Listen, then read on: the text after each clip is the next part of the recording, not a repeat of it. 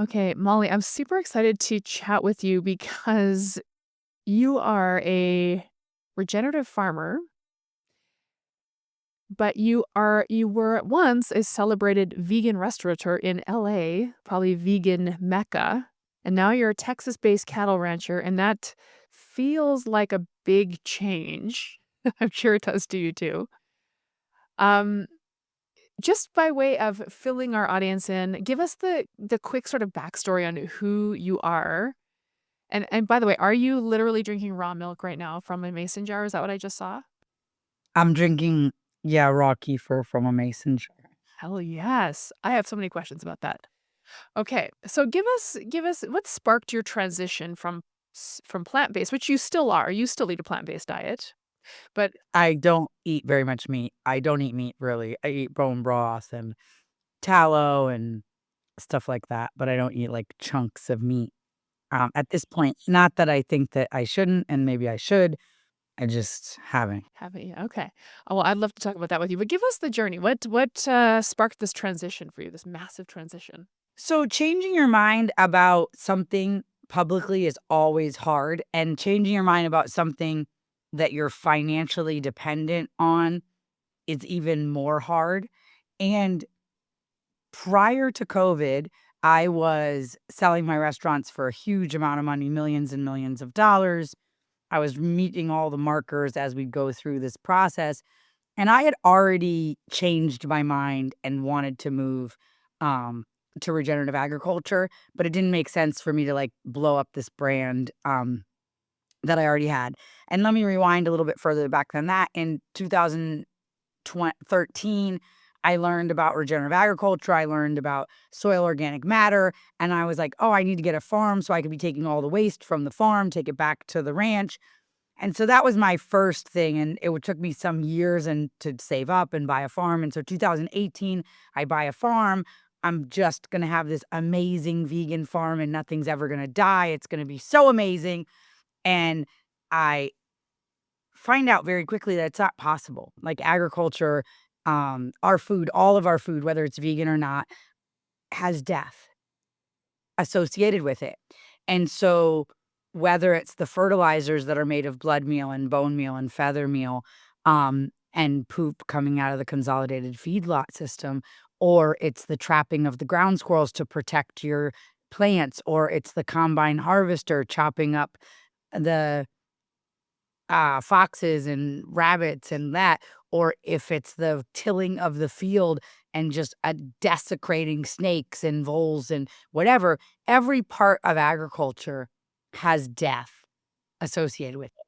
And to eat, no matter what is on the plate, it became very clear to me that death is on the plate. Now, whether I'm eating a steak or a broccoli, there's a significant amount of death associated with it.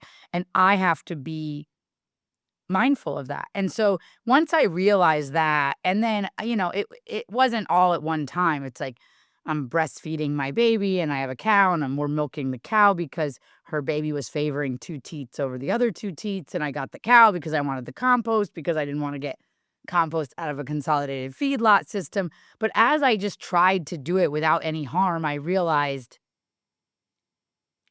death exists. And then you start to look at when I first married my husband, he didn't speak English and I didn't speak Spanish. And so we watched a lot of animal shows, and I'm watching all these animal shows, and you realize like nature doesn't play by the same rules that we do.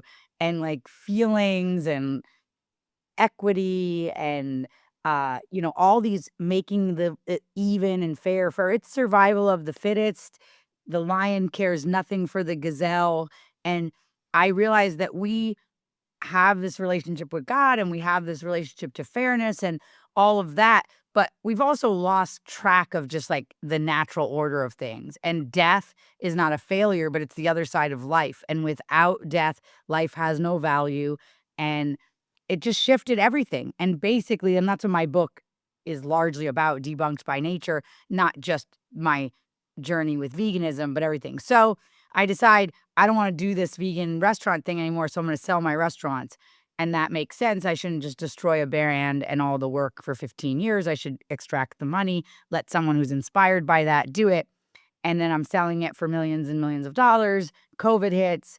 I'm just trying to survive COVID. And then after COVID, I tried to transition to regenerative, and the world went completely insane. And so I ended up losing all my the last 2 restaurants that survived COVID, to were lost to me trying to have integrity in what my beliefs are in the world, and I can't just do something for the sake of doing it. I need what I do to make a difference, and I believed deeply in the vegan cause, and now I believe deeply that veganism started, like so many causes, with pure intentions, likely, but the way it's being used today is for division and separation, and, um and it has backers just like all these other extreme causes have backers, and I know this because it was a coordinated effort against my restaurants, and there was coordinators and people printing signs and bringing water and supporting these, um, protests, just like there was with the other protests during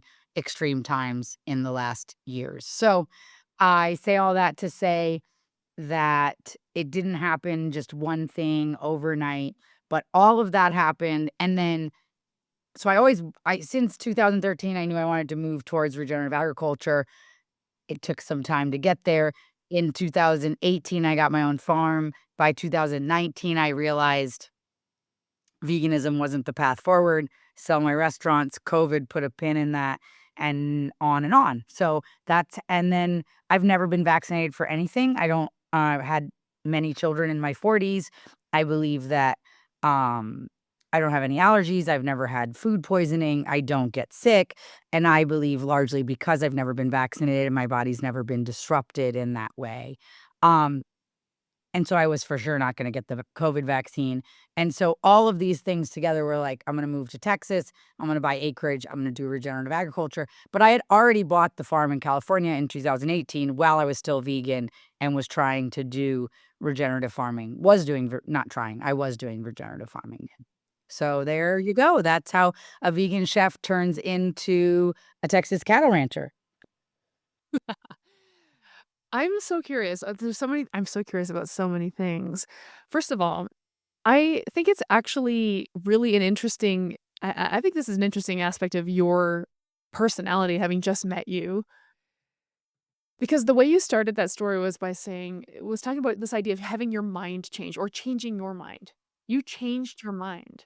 Publicly about the thing that created my abundance and had to be torn down very publicly and lose tons of money.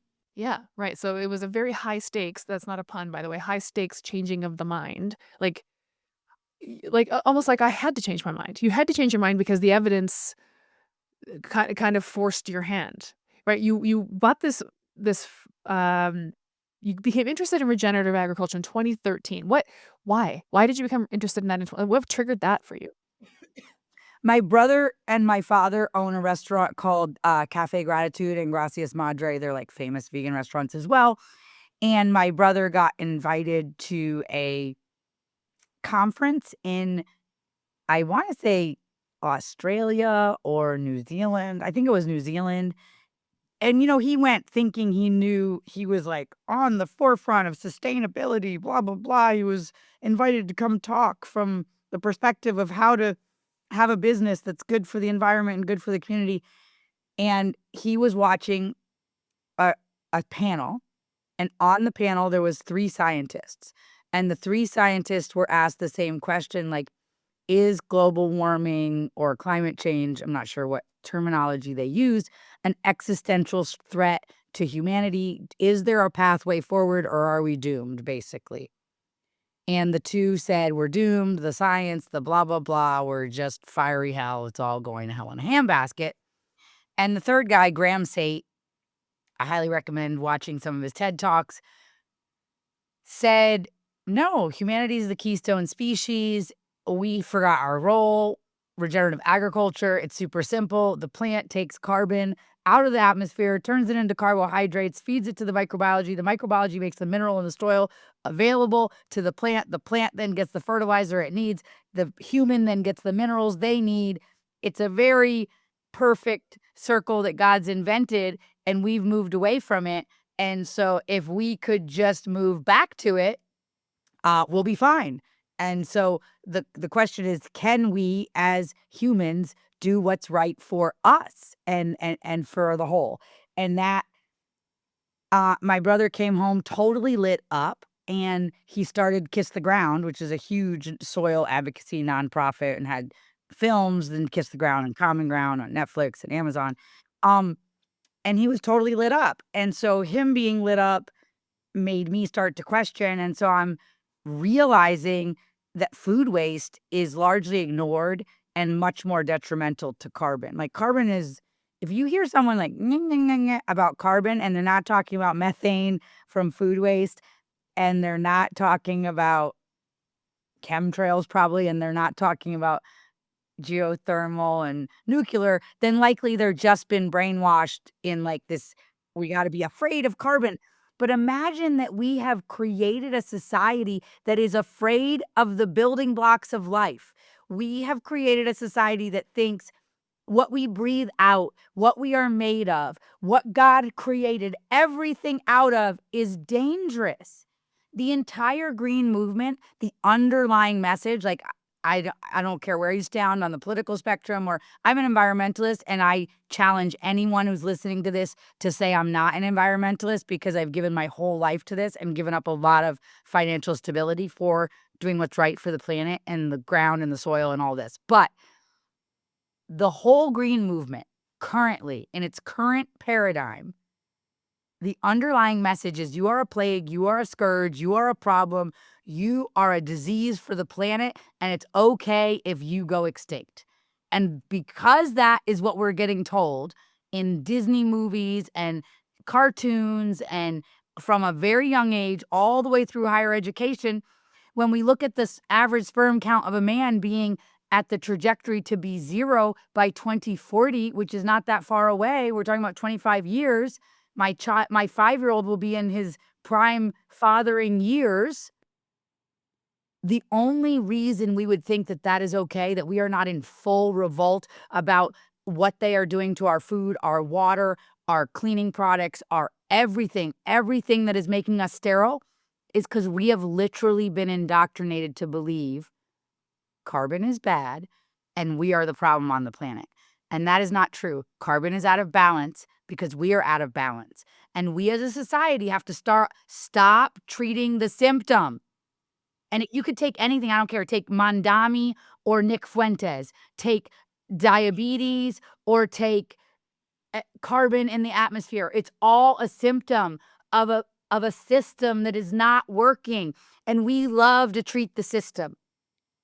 And guess what? You belong here. Every single person that's listening to this belongs here. If you take nothing away from what I say today, I want you to walk out of the house tomorrow like, I belong here. God put me here. How can I be the best cell in the body that I can be so that this system can work? Yeah, I've heard this phrase, this idea of we are a part of nature, not apart from nature. So it's like a little semantics game. It's really nice. But I mean, you're preaching to the choir. A lot of the listeners to this podcast have sort of an ancestral health approach to call it food and health, which is why it's so interesting to talk to somebody who was so deeply entrenched in the vegan realm. And so I just want to understand how when you were hardcore, I'm gonna just say hardcore vegan, I don't know if that's the right way to say it, but when you were, how did you justify it? So, like, obviously, you've had your mind change, but at the time, how were you justifying that eating paradigm in terms of, um, planet health? Less death, planet health, less water, better for the environment, that human beings had to lessen their footprint. We actually have to expand our footprint. Like, we have to get into nature and work with her. But yes, I believed, and I still believe that treating animals humanely is our responsibility. I still believe that dominion does not mean dominate. I still believe that we have dominion over the earth, but that doesn't mean I'm still appalled when Mercy for Animals shows a pit with 100 pigs that all died, which means the conditions in which those pigs are living in are not good. But again, those pigs in the thing is a symptom. So is that hog farmer a bad guy? No. 85% of farmers are working an off-farm job to survive. We have all these foreign interests pushing the prices of everything down, and 85% of our farmers are working for the privilege to feed you, and you're worried if you got your break at 4.5 hours into your shift. Like, come on. This system is broken, and the pressure that's on farmers to survive is what those pigs in bad conditions are. Like, that's a symptom. And so, again, I don't like when I see drone footage of a bunch of dead animals in a pit. I don't like when you see, like, a chicken, like, I don't like it. I don't want it, and I don't like it. And so I was really it was humane, it was loving, it was kind, and that's what I believed, and I believed that it was good for the environment, and I believed it was healthy. I know people that cured themselves from cancer. I know people personally that cured themselves from cancer on green juice, on a vegan low-carb diet. I know people that all raw reverse diabetes. Like, I know people that have done that. I also can in full disclosure, I know people that have reversed it all of those things on a carnivore diet. I know people that have reversed, you know, what's it called when you start to lose your mind at the end of your life? Yeah, our dementia, reverse dementia with all meat diet. I know on both sides that is possible. And so I believed I had all the evidence that health, my own eyes showing me that it was the healthy way, it was this, but you started to see so the seed oil thing became too hard to ignore, the inflammation coming from seed oils. My own experience with nature became way too loud to ignore. Like, nature, everything is dying all the time. There's no way to avoid death.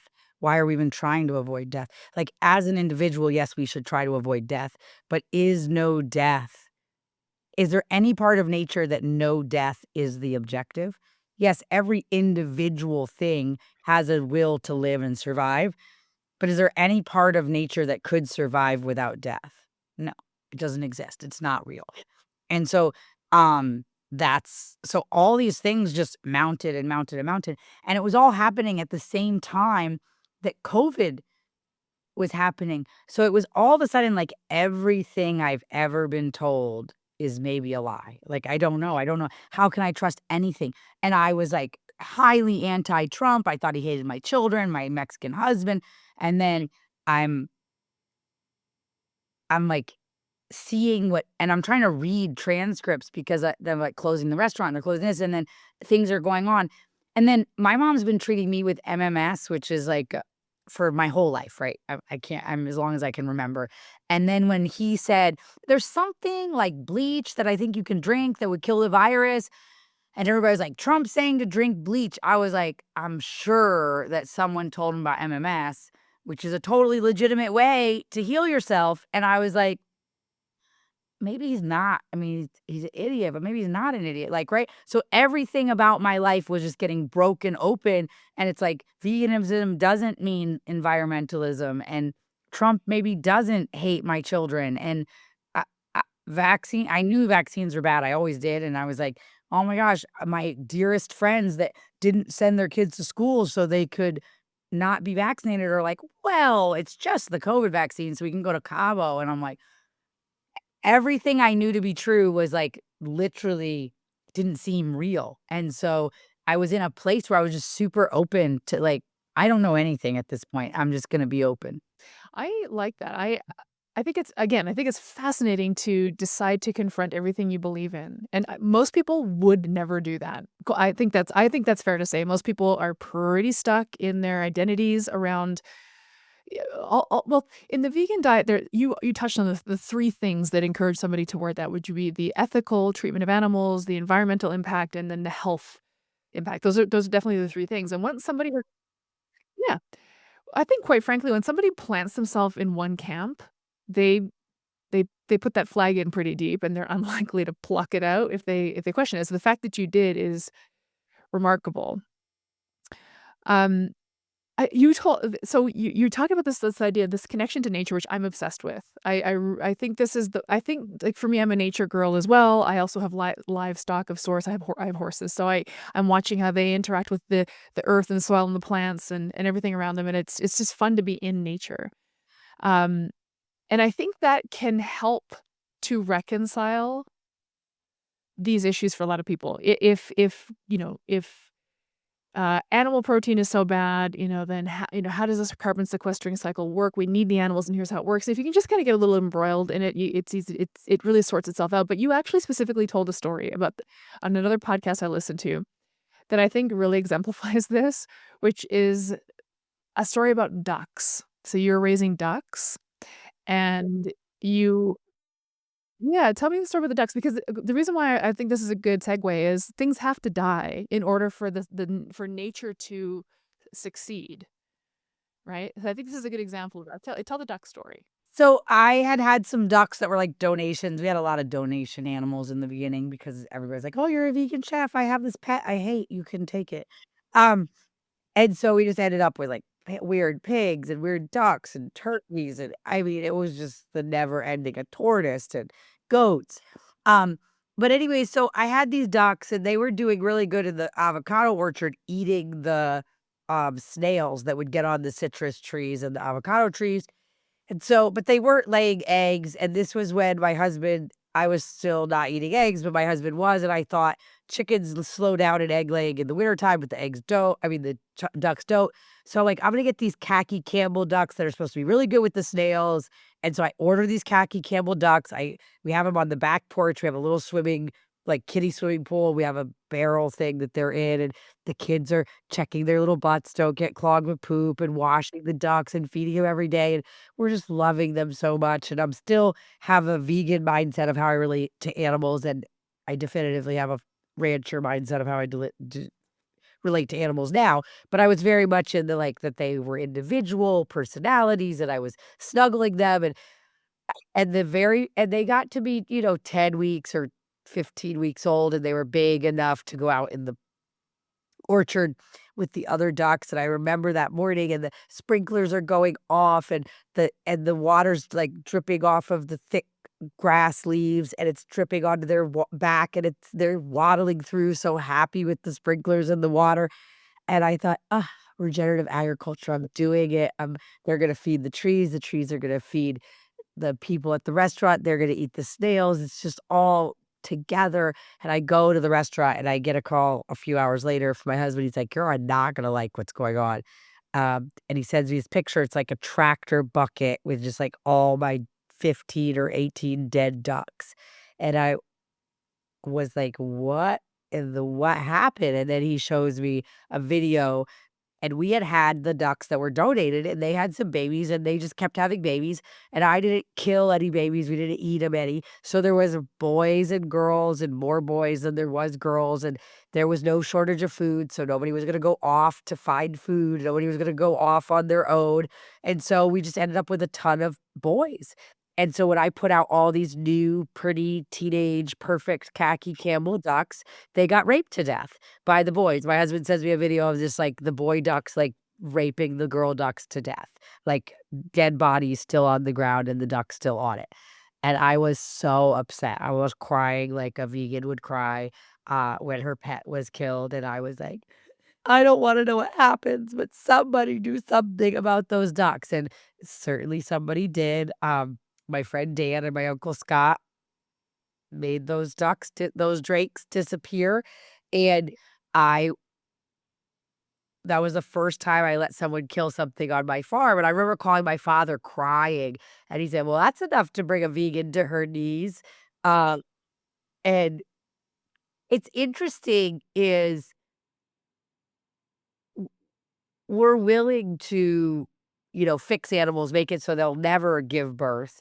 We're willing to abort babies out of humans and out of animals, but once something is born once there's an animal here, I mean, vegans have rescues for everything. There's squirrel rescues and chicken rescues and blah, blah, blah, blah, blah, blah, blah, blah, blah. And it's like, is that the best use of our resources? We have very malleable ideas about death and when life starts and when it's okay to kill and when it's not okay to kill. And so I just realized, like, if I'm gonna be responsible for a herd of animals, I can't allow there to be too many boys. I can't allow boys to then mate with their mothers. Like, these are things that I have to manage for, right, as the farmer. And so that was like the first of me realizing, well, first of all, nature is vicious. And if we don't step in and manage, nature will do it on its own, and it may not go the way you want it to. How would that have played out in nature? So, in nature, there never would have been way more drakes than whatever girl ducks. What are girl ducks called?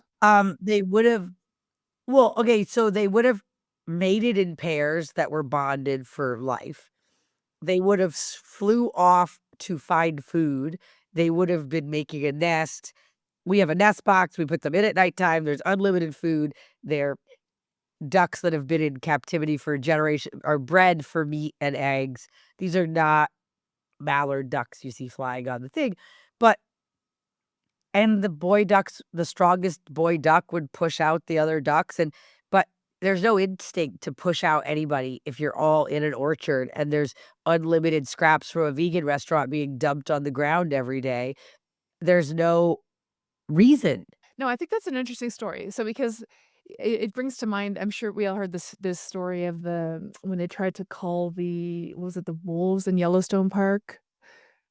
Anyway, and so they called the wolves and the deer population exploded, so they had to bring in more wolves, and it's just the idiocy of it all. We're trying to micromanage a system that sorts itself out. Like, when left its own devices, it sorts itself out pretty perfectly, and there's a lot of death and torture and crazy shit that nature does when we're not looking and we're not trying to make it this storybook. And so you said you had a vegan mindset, now you have a rancher mindset about sort of animal care or animal life. What would you say the difference is between those 2 mindsets? It's interesting. I had never articulated that mindset, but I was sitting recently um, with rancher Will Harris. I don't know if you know who he is, but he's a very famous regenerative rancher who owns White Oak Pastures.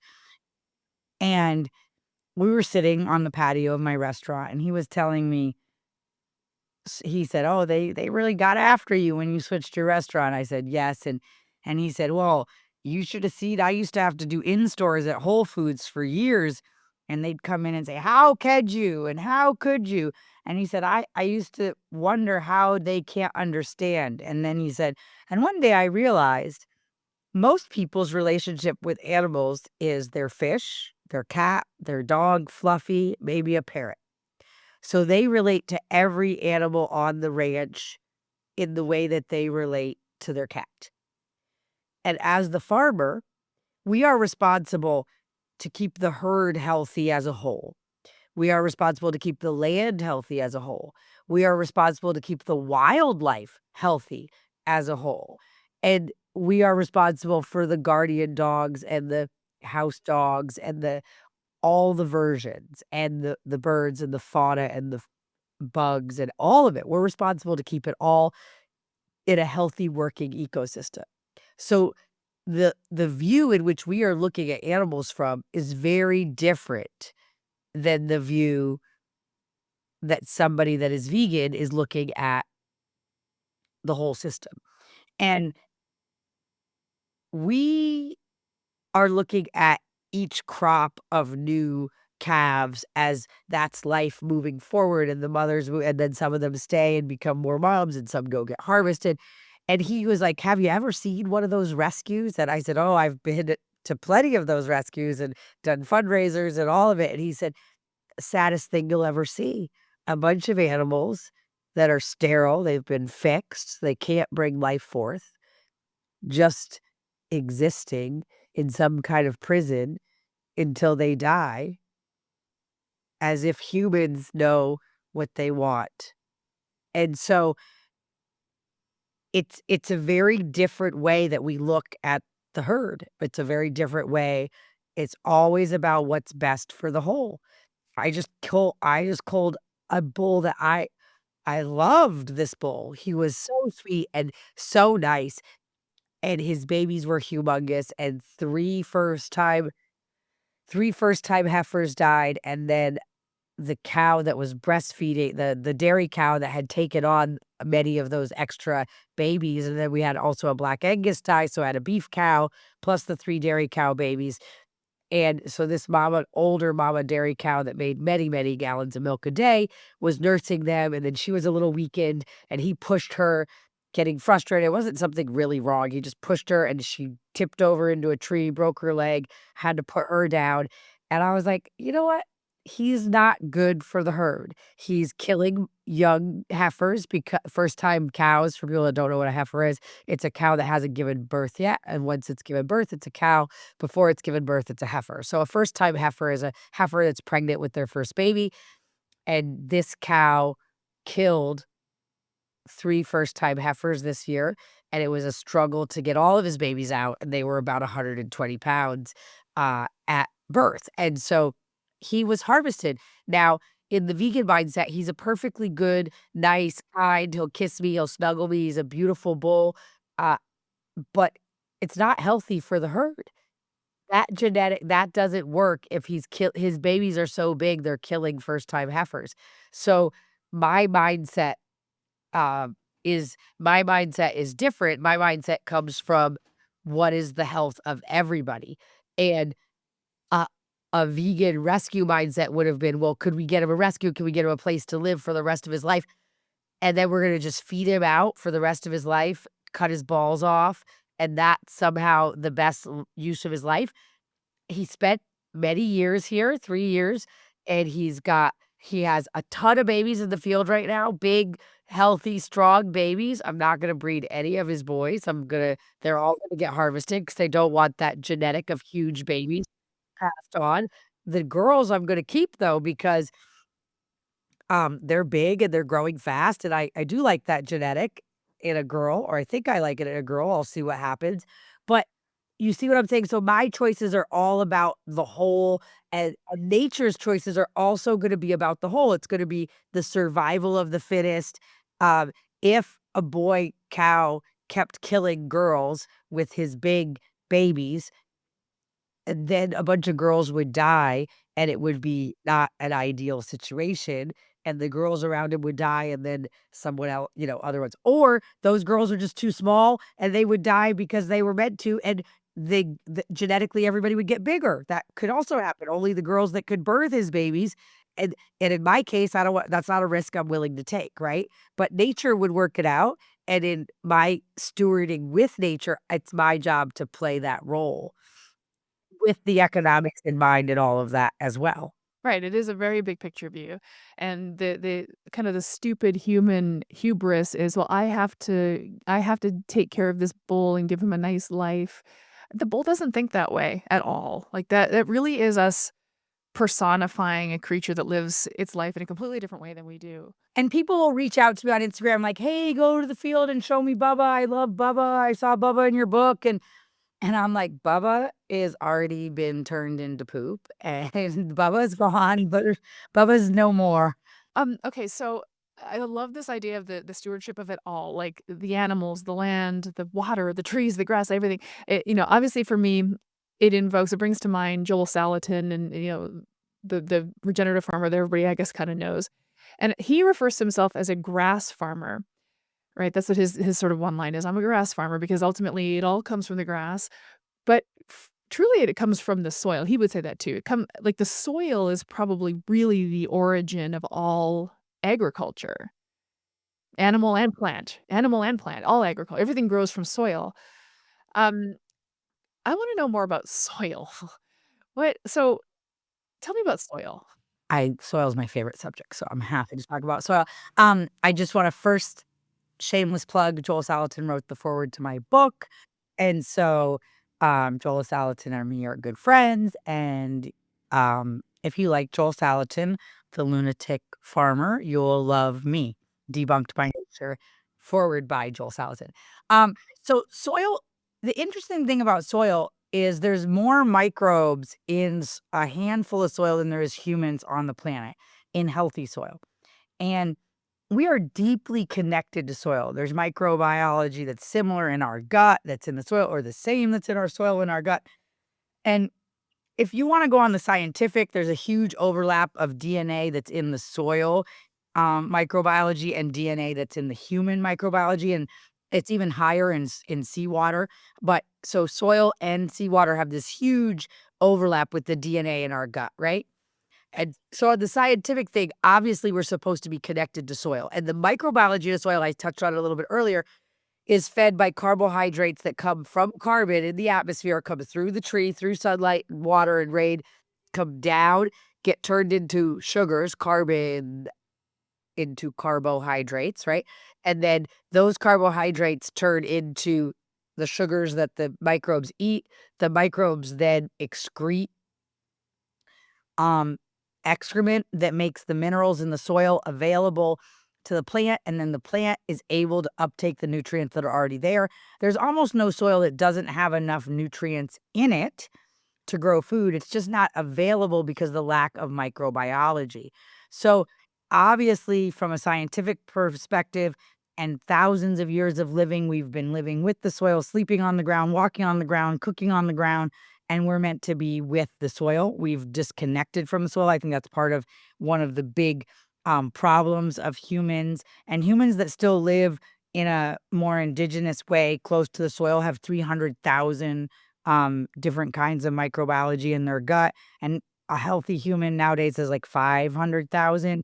And once you get below 5,000, not 500,000, 5,000, and below 3,000, you start to have metabolic and brain health problems. And even, I'll even argue that I think the mass shooter problem in this country is actually a microbiology issue. I'll argue that almost everything is a lack of microbiology in our gut issue. But anyway, so that's the scientific part. And then on the spiritual side, God literally picked up the soil in Genesis and makes Adam out of the soil. So, of course, where there's this huge overlap of DNA because we're meant to be together because we're made of the soil. So, whether you believe in the Bible or not, the science is pretty clear. And if you believe in the Bible, then God is pretty clear. So, it's either way. We're meant to live with the soil, and we are healthier with the soil than we are right now. And we've created these very sterile boxes for us to live in. And the problem is we're sterilizing ourselves in sterilizing our guts. And we all have a highly industrialized microbiome. And it's not just because of lack of connection with the soil, but our food is all being sterilized, dipped in quat or some kind of chlorine or some kind of um, different kinds of chemicals to get it to us and not have it rot from the microbiology. But the natural state of food is to decompose. It's not most supposed to be able to sit on the shelves of supermarkets for weeks and weeks and weeks. And then, so there's the food aspect. There's our disconnect from nature. We don't eat, if you remember your grandmother or your great grandmother or whatever, picking peas from the garden, eating them, eating a tomato from the garden, going blackberry picking, going foraging for stuff, right? That was normal. It was normal in my childhood, definitely normal in my grandmother's childhood. And so we're disconnected in that way. And then you add in cesarean sections, lack of breastfeeding. Well, so we're not starting out with the right microbiology. We no longer drink raw milk, so we're not getting that addition. And so what happens is we just end up with these very devoid systems. And the truth is that we're only 50% the skin bag that houses our soul, and we're 50% the microbiology that keeps that skin bag alive. And if we've gone from 300,000 to 5,000, of course we're having trouble making it all work. Oh my god. When honestly, it's so vast. It's so vast. When you think about a simple question about, "Tell me about soil," and it comes down to DNA and microbes and how they affect our gut and our brain and the way we live our lives and the way we're birthing and feeding babies, and we are incredibly disconnected from our nature, and the soil narrative really just brings that to light. quite frankly. So I'm interested. Yeah, I had the DNA part of this is fascinating. I had never heard that we shared DNA with soil or, With the microbiology in the soil and the DNA and the microbiology in our gut, there's a huge overlap, and it's 73% with ocean water. I don't know the exact number of with our gut. that's wild. I'm trying to like that's maybe off topic, but how and why ocean water? Like how does that pertain to the soil? Or is this just the fertility of Earth? Well, I mean, if it's well, here's the thing, what is all of it is created out of the same like, it's all part of the foundation of our lives. The foundation of everything is the same. And I mean, and then on the biblical side, God spoke over the water and separated the water from below and above. And then on the side, look at the science that Gerald Pollack is doing. Look at the science that Veda Austin is doing. That water has memory, and that water is constantly recycling and is has the memory of all of human history in it, and it's being proven through scientific method that it has memory. We look through water in every moment. The water breaks when we are born and the water breaks when we die. And so also, I'd say on a spiritual level, likely God consciousness is in water and is observing at all times. And that's why they've proven that memory is in water. And then the bigger question is, what are we doing when we're poisoning our water? If whether you believe in God or not, but it has the memory and consciousness of all of human history, of all of not just human history, animal history is all in the water. And then what are we doing by poisoning the water? Oh, okay. Well, so when you're giving no, I just think like, wow, where to start? What or wow, how doomed are we? Like I'm overwhelmed by again, I'm gonna use the word vast. Like when you start thinking about how it's all connected, how it's all connected, how it's all connected, it's overwhelming. I find it overwhelming. You're like, "Oh my god." I don't even know. It's a joke because I write every day or 5 days a week for the Epoch Times, which is a newspaper, and, uh, there's a joke in the comment section that's like, "So Molly somehow brought it back to microbiology and soil," and it'll be like gun violence, it'll be like the political system being broken, it'll be gold. I mean, I just did an article about ungrounded money, like, of course, money is not working because it's not grounded, it needs to be grounded to the soil, and gold and silver came out of the earth, and so, of course, the word currency and current for electricity are the same root word. It's the flow of energy, and the flow of energy without something grounding it to the ground is dangerous. Like, I bring everything back to the ground, and so there's a joke in that my column, although I write about many different things, it always comes back to the earth, to the ground, to nature, to microbiology, to the soil. Okay, I wanna just squirrel this back to I do Yeah, but our money's ungrounded. It's separated, and so because it's ungrounded, it's dangerous. It's inflating and inflating and being printed and printed and printed, and so the current, without being grounded is dangerous, and we allowed our money to be ungrounded, and when that happened, that got dangerous. oh, I'm sure they are. I'm sure they are, as am I. Like, I love thinking about this stuff. I think we do ourselves a disservice if we don't think largely about these topics. So, okay, so 2 things that were coming up when we're talking about soil. First of all, we always keep hearing that the soil is depleted of minerals. That's how we're not getting as much nutrition from our vegetables anymore, right? And so the supplement industry cashes in on this. Because we don't have enough minerals in the soil, you need to supplement minerals because XYZ thing. What you're saying is we have the minerals in the soil, but they're not bioavailable to the plant because of the lack of the microbes in the soil. Sorry. You're like, "This is my audience is not into this, Molly." Back to coaching. Like, the soil's dead. The minerals are in the soil because we don't cultivate microbes anymore. We don't even put compost, we don't put new soil organic matter, we don't add to the lasagna of the soil. The soil is dead, and we're just dumping nitrogen, potassium, phosphorus, NPK. Grow a big broccoli, fight with your kid to eat the broccoli. There's nothing in the broccoli. We have an epidemic of obese people that are starving. And so that's the problem. We're treating our soil like a Rockwell cube in a pot growing factory. Like, it's not, we're just treating it as a medium for this thing to grow in, and then we're dumping the nutrients on top. But, you think about it, a tomato grown in soil, when it's first picked, it has these tiny little hairs on it. And then by the time you get the tomato, it has no little hairs on it, right? But because they disappear within 30 minutes or something. But that tomato, fresh off the vine, is arguably cancer fighting, like, has all these amazing nutrients, all this informing your body about the land and where you are and everything like that. Most of our tomatoes are grown hydroponically and essentially are carcinogenic because there's no microbiology to break down the nitrogen. So you're just getting nitrates turned into a piece of fruit, but nitrates are not good. We like, "Oh, we don't want nitrates in our wine. We don't want nitrates in other things." Well, what do we think nitrogen fertilizer is turning into without microbiology to make it into something else in our food? Nitrates. I think you painted a really interesting picture there when you described growing the broccoli, pouring NPK on it to grow this big broccoli, then trying to force feed the broccoli to your kid because it's healthy, but the broccoli is actually a dead plant that has like no true bioavailable nutrition at all. So what are we even doing here? But it's good for you. It's green. It came from the earth. It came from the organic farm down the road or whatever. I mean, if it came from the organic farm down the road, it likely does have the nutrition that you need. And I'll take Well, that's what I was going to ask. Is like what is the better fertilizer then? Is it poop? yeah.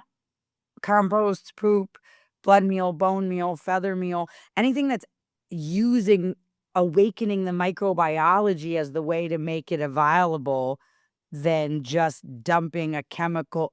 It's like, think about what is the guy's name? Weston A. Price, right? So everybody starts getting sick in the 40s, and he's like, a dentist. He's like, why is everybody getting so many cavities? Everybody's getting sick. Let me see what's going on. And he discovers that all around the world, if people are eating whole foods the way that they're meant to be, the whole food, there's indigenous tribes eating just tubers, basically just eating yams and potatoes, totally healthy. And there's indigenous tribes eating just whale blubber, totally healthy. And just blood and milk and totally healthy. And monkeys and macaws in the Amazon with tubers and whatever, and everybody's healthy. It's because they're eating the whole food. When we start extracting, so whatever they're doing to extract just nitrogen and giving you totes or trucks of nitrogen you can just dump on, we've extracted something out and it's no longer its whole thing. When you put manure on the field, the manure is like a bomb to awaken all of the microbiology. And then you're working with nature. And you mentioned the wolves. And if you take out the wolves, you get all this dysfunction. We're the keystone species and we've taken ourselves out. We are the wolf. We are the beaver. We are the elephant. We have lived in nature forever and we have completely taken ourselves out. And there's two schools of thought that both take us out. So you got the two wings of the same sick bird. So, and some of them wear red jerseys and some of them wear blue jerseys. And the blue jerseys are like, we need to move to 15-minute cities and walk everywhere and drink oat milk lattes and have 15-minute cities and electric cars. Nope, not the right answer. Your electric car is not better than my cow, just for the record. And then on the red team, they're like, dominate. We have dominate. God gave us dominion. Drill, drill, pave, pave, go, dominate. What if it's somewhere in the middle? No, it's not even in the middle. I hate people saying it's in the middle. What if it's something totally different? We have to step back in as a keystone species. It is our responsibility. And it is proven scientifically beyond a reasonable doubt. Bison were not being chased by indigenous people. Bison were coming to the indigenous people who were doing controlled burns to create better grasslands that would bring in the bison, that would bring in their food. That is the reality. Also, the rainforest, Ecuador, Brazil, this was not some monkeys pooping out seeds and the rainforest happened. It was a co-creation with the indigenous people putting these plants next to these plants, next to this, next to this. We are meant to step into our role. And that's what we've forgotten. And that is, I mean, the thing is with my book is I take 18, 19 different concepts in our society and I take them into nature, take them to the rainforest, take them to the grasslands, take them to the farm and say like, does this exist or have we just made it up? And so we have to get back engaged. And the truth is, and I would tell all the coaches out there when people are saying, should I be on a paleo diet? Should I be on a organic diet? Should I be on a this? You should be on a small farm diet. We are at a full on agrarian collapse. And if you want healthy, mineral rich food to exist for your children, we are losing 60 farms a day. We have lost 170,000 farms in 8 years. That's 15% of all the farms that exist on the United States we've lost in the last 8 years. That is not a sustainable trajectory. We are in an agrarian collapse, and so the diet that you should be on is the small farm diet, the local farm diet, the medium-sized farm that I can go to and pick up my stuff diet. And you wanna know something? It's not a convenient diet, and I'm sorry, but convenience is killing us. And so we gotta trade our convenience for resilience. We gotta trade our convenience for health because we can drive to the farm and get the raw milk today, or we can drive to the dialysis clinic later. Like, you decide. What do you want? I'm so glad you brought it around to that. I'm feeling fired up. I'm glad you brought it around to the convenience is killing us because I had that specifically jotted down as like just this ferocious soundbite of yours. But I think you did a really good job of, I mean, I'm dying to devour your book because I want to know more about this. But just real talk, is the small farm diet feasible for the globe? Yeah, it is. Here's the thing. I'll tell you that what the big people that are controlling the agrochemical business is not gonna tell you. Small farms are more no, they grow more food on less acreage, so they're more efficient than big farms, is the first thing. They still grow a huge percentage of the food on the planet, and not here in the United States. And we don't have to feed the planet. We just have to feed our communities. So this idea that we have to feed the planet is a lie. And we are growing massive amounts of corn that is subsidized by your tax dollars. And when I say your tax dollars, of course, no, it's not your tax dollars. It's printed money that they're lending via bonds and your children will pay the interest on because our tax dollars don't even cover the interest on the debt. Yes, I'm not dumb. I know it's not our tax dollars, but as a metaphor of speech, your tax dollars is going to grow corn that only 10% of it is going to human consumption, 20 something percent is going to animal consumption. And you know what the rest is going to? Ethanol. We should not be growing our gasoline, no matter what the environmentalists are telling you. Corn farming is a catastrophe for the environment. We are spraying glyphosate and all types of pre-emergence and atrazine and all the stuff that is making us sick, that is messing with our hormones, that is making us sterile. And we are thinking we need to feed the planet? No, we're not feeding the planet. We're feeding our cars ethanol, and there's plenty of gas in the ground. Whoever convinced Bush in the 90s or whatever that we were running out of gas and he made that rule, we have to have 10% ethanol in all of our gas. That is not a win. We are not running out of land to grow food for us. We're running out of space to grow corn for ethanol, and we should.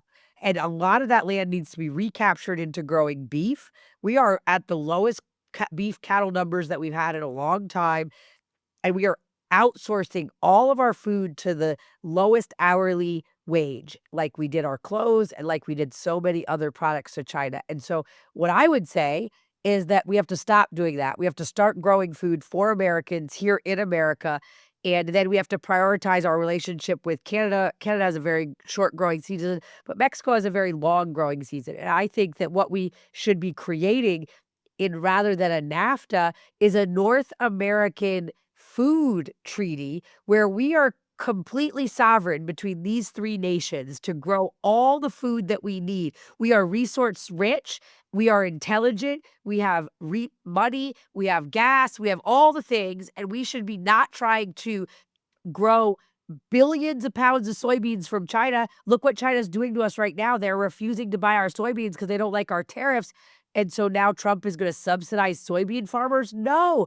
Soybean farmers shouldn't be growing soybeans from China for China. They should be growing food that we wanna eat here in America, and I'm not saying nobody wants to eat tofu here in America. My kids still eat tofu, but I don't think we need to be growing the 60% of the global China buys 60% of the global soybeans, and they are our number 1 market, and they are now buying from Argentina, and then we just gave a bunch of money to Argentina because they're desperate, which is then hurting our cattle ranchers.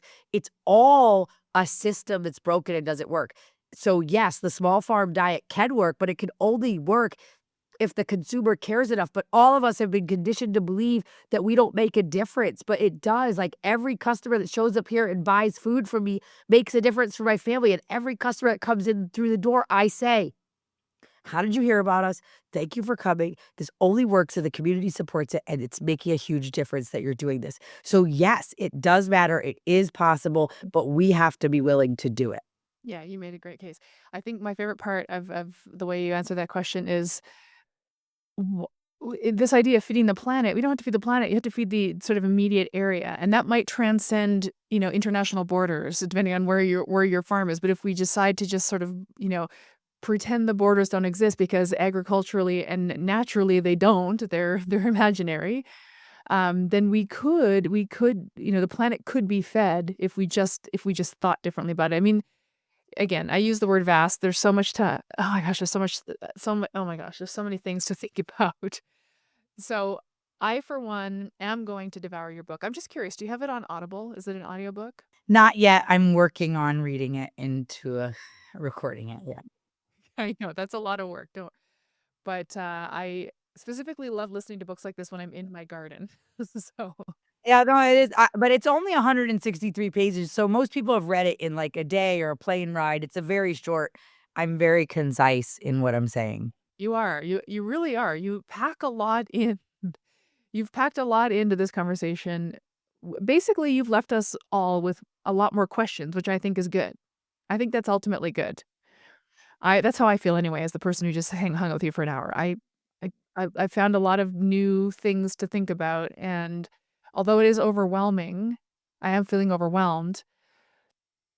It's, which overwhelming is an inconvenient feeling. It's very convenient to not feel this overwhelmed. It's very convenient for me to put on my blinders and just go through life and do what I was doing. But to your point, convenience is killing us.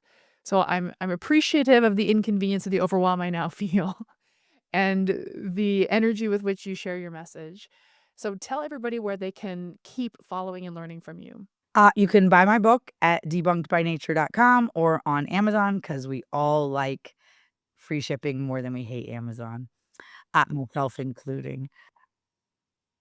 Um, and you can follow me, Talk to Molly, on anywhere, Instagram. I'm most active, but I'm on all X and TikTok and YouTube. And then sovereigntyranch .com. You can order meat. You can order my tallow face balm if you want to have some tallow face balm or different kinds of products that I make at sovereigntyranch.com and Sovereignty Ranch. And then my restaurant is The Barn Restaurant, and it's Eat at the Barn on Instagram. So you can follow us there too. Amazing. Wow, this is so fun, Molly. So fascinating, dark, scary, interesting, overwhelming. All the feelings. Thank you very much. I really appreciate it and looking forward to learning more from you. Thank you so much, Erin. I'm so honored to have come on, and I hope that people remember you belong here. Be the best cell in the body that you can be. It's only us, we the people, that are going to make the difference. Nobody's coming to save us.